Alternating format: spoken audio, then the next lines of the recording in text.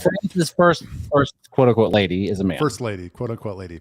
So I always got to give you the official story just to be fair. So they are saying the official story is Brigitte Macron, when she was married with 3 kids and a teacher at 34 years old, fell in love with a student, a 14-year-old student, left her husband, and married now French President Emmanuel Macron. That's the story. Yeah. That's crazy. Which is a fucking crazy story. Just to begin with. Like, it doesn't, right. Is she a man or a woman? Doesn't matter. That's insane. Correct. So that's the starting gate. That's a jumping off point. But there was a 3-year investigation by some French journalists into finding out, is Brigitte Macron an actual woman? And here I'll summarize what they found. We're just telling you what they found. We're not saying we believe it. YouTube, chill out. What they're saying is they cannot find any history of Brigitte Macron before she's 30-ish years old. There's no driver's license, no marriage certificate, no hospital visits. Like, these genealogists go through all the public documents and find records of people. They can't find any record of her. What they have produced, they being Brigitte Macron's PR team, what they have produced is a couple pictures, one of her as a very young child with her brother, Jean-Michel Trogneau. And they produced one other picture. They have since retracted that picture because we found out that was actually a picture of her daughter that they recolorized to make it black and white to make it look older. Why you would put that out? Maybe you're just fucking with people. I don't really know, but that seems a little fishy. So what the investigation found is there's no history of her at 30, and that at 30 years old, she was actually her brother, changed her sex to become a woman. And then she married French President, as we told you the official story. What is kind of the evidence of that? Here's some things that Candace Owens points to. There's a series of interviews we can't play Candace Owens' video. I don't think we get kicked off YouTube. Yeah. So we'll just kind of summarize what she said. Yeah. So besides the fact that there's no evidence of her living when she's 30 years old, one of the examples that kind of stuck out to me was interesting Brigitte Macron kind of misremembers how old she is. So the sister is 8 years younger than the brother. And she says in one interview that I listened to that she remembers the moon landing, because she was living alone in the United States. Well, if their official story is true, the moon landing puts her at 16 years old. How is she, a French woman, is she from France, living in the United States by herself when she's 16? Yeah. It doesn't make any sense. It could have been Jean-Michel Trogneau because he would have been 24 at the time. Yeah. The other interesting thing about the brother is he's gone. Nobody can find him. Where is he? Where'd that guy go? Go for a walk. Yeah, that's what Candace is saying. She's like, why don't you just trot your brother out there and go for a walk? So here's a picture. Here's some side-by-sides. This is the picture of the family photo from a long time ago. That's supposedly her brother, and that's Brigitte Macron, right? Yep. Top left, top right, showing the ears, the hairline, the dimple. And then the bottom right is is Brigitte Macron with supposedly her picture of her she was a child.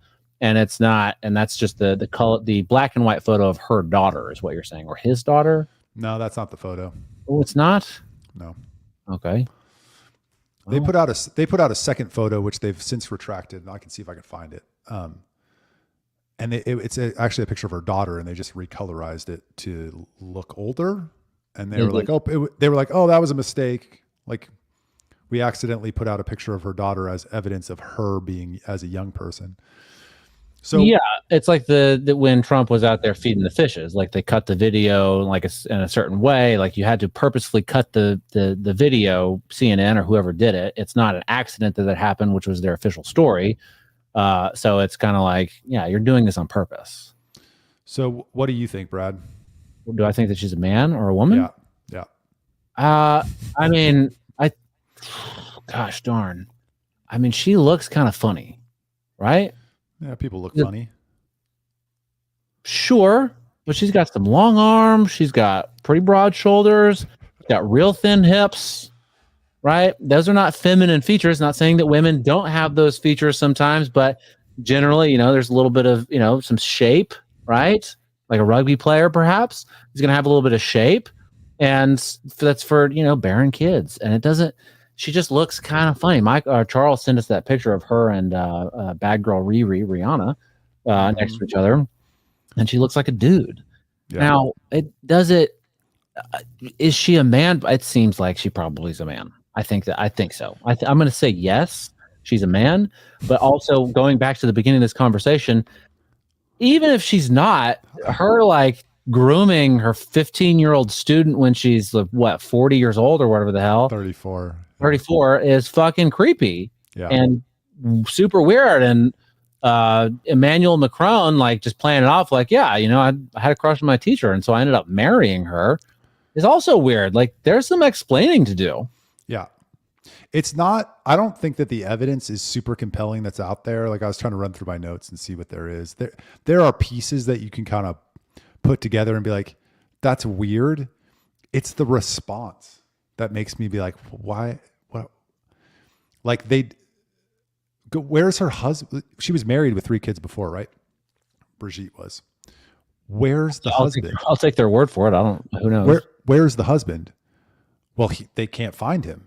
And the official story from Brigitte Macron is that he's a very private person. That was the official story. And then one day in an interview, randomly, when her daughter was getting pressed about it, she's like, "Oh, actually, he died, and we cremated his body and spread his ashes somewhere." Like, Yeah, and so I think that the counter argument to all this is always like, well, why are we going to give credence? Why are we going to like entertain these crazy conspiracies that I'm a man, right? Why would we do that? Why am I going to give credibility to you people? You're insane. I'm a woman, and that's the end of the story. I'm not going to show you pictures or introduce you to my ex-husband. Fuck you guys. I'm going to go fuck this 14-year-old boy. All right? Now leave me alone. Right, but so what is that like? Which is the same thing that they would say about, Obama's birth certificate, right? And then he just they said, we're not going to entertain this, we're not going to entertain it, we're not going to entertain it, we're not going to entertain it, and then they released the birth certificate. Now, maybe that's a conversation for a different show, but that's sort of the story, right? That we're not going to do this, and I get it. Like, if Michael, you started saying, Brad, you're a chick. Yeah, you're a chick. You got a big old gash between your legs. Right? And I think it's your time of the month. I would say, Michael, you're insane. Or maybe when you ask me like a really dumb question, like, why do you eat meat? Comparing it to steroid use, right? And I'm just going to say that's retarded. I'm not going to respond to that. Yeah. Right? Yeah. That's typically what you do when you don't have arguments against it. No, it's what you do when people have dumb arguments, like the dumbest arguments. But we're not going to go back there, Michael. We're not going to go back. I'm not trying to take us back. I want to look forward. Right? I don't want to look in the past. Let's look to the future. Okay. So what do you say? Right? Isn't that like a pretty decent argument? Like, you're calling me a man, but I'm a woman. Why am I going to entertain this? I would say in 99% of cases, when a public official is called out for something, they respond directly to, or not directly to it, but they respond to refute it in a way that they think is convincing. Okay. There are few times when they employ the tactic you're talking about. They ignore it and be like, why would we even, like, as an example, just people said the COVID vax wasn't safe and effective. Yeah. Right? I'm really trying to get this cut off YouTube.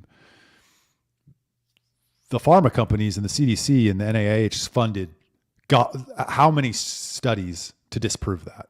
Right. 0. To try to persuade people. No, a bunch. Wow. A lot. They came out with like real studies, but not real studies. But they came after study after study to try to disprove it. So I think typically that they actually try to respond, even if it's in a way that's not credible. They try to respond. In this instance, they're just not responding. And they're just like, we're not gonna. They kind of are responding. They're just responding in a really stupid way with like fake pictures and stuff like that. But what is it? Okay. In your opinion, is it always wise for politicians to respond to these, to every single accusation? No, it's not. right? So 99, 97, 98, whatever the number you said, they respond in some way to, whatever accusation. And they say, hey, we're not going to, like, this is our side of the story. We're going to try to disprove it with this statement. But you're saying that a lot of those times they shouldn't even do that. Yeah. But in this instance, she's mad. She could be. I don't know. Just show us. It just seems weird. I mean, is she post-op, pre-op? What's the story there? Like, could she just take a picture could she just show like a beach photo? I would assume the claim in the original reporting, which there's a lot of disinformation out there that they are suing the original reporter for libel. They're not. They're suing another reporter for some technicality, not challenging the claims being made in the original reporting. But he reports that she had Adam's apple surgery. And when her first photos appear around 31 years old, she's always has a neck scarf on. Maybe it was just, that was the style then. Yeah. Or maybe she was covering something up. I don't know. I don't know either.